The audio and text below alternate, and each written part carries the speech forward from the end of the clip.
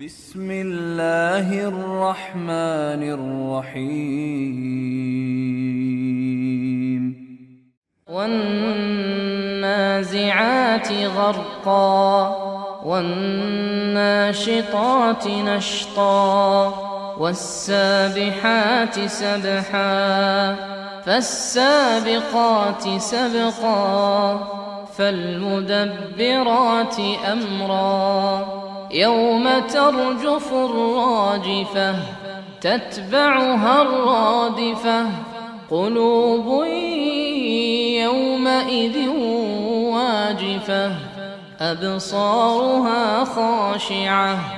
يقولون أئنا لمردودون في الحافرة أئذا كنا عظاما نخرة قالوا تلك إذا كرة خاسرة فإنما هي زجرة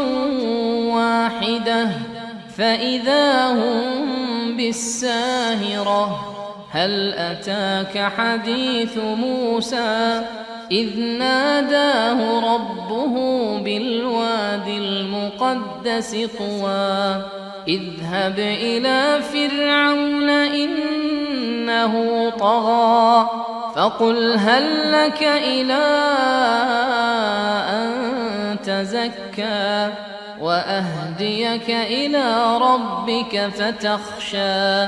فأراه الآية الكبرى فكذب وعصى ثم أدبر يسعى فحشر فنادى فقال أنا ربكم الأعلى فأخذه الله نكال الآخرة والأولى إن في ذلك لعبرة لمن يخشى أأنتم أشد خلقا أم السماء بناها رفع سمكها فسواها وأغطش ليلها وأخرج ضحاها والأرض بعد ذلك دحاها أخرج منها ماءها ومرعاها والجبال أرساها متاعا لكم ولأنعامكم فإذا جاءت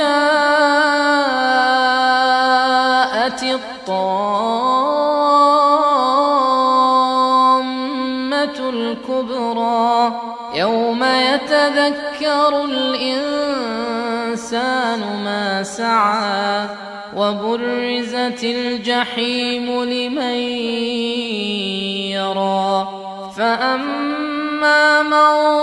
طغى وآثر الحياة الدنيا فإن الجحيم هي المأوى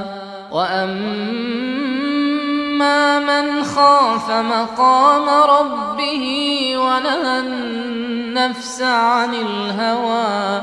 فإن الجنة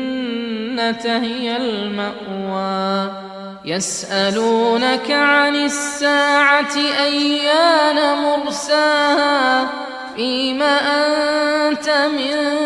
ذكراها إلى ربك منتهاها إنما أنت منذر من يخشاها كأنهم يوم يرونها لم يلبثوا إلا عشية أو ضحاها.